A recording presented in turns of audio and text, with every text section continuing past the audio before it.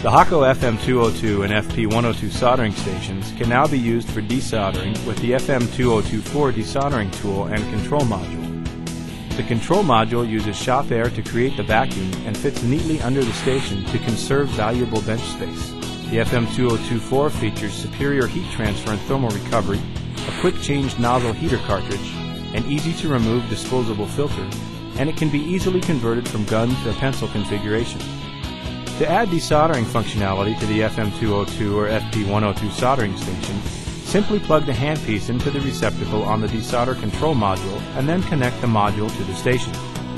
The FM2024 comes with a handpiece, a handle for use with the gun configuration, the desolder control module, a filter pipe assembly, a cleaning drill, a nozzle remover, a handpiece holder, and a tip cleaner.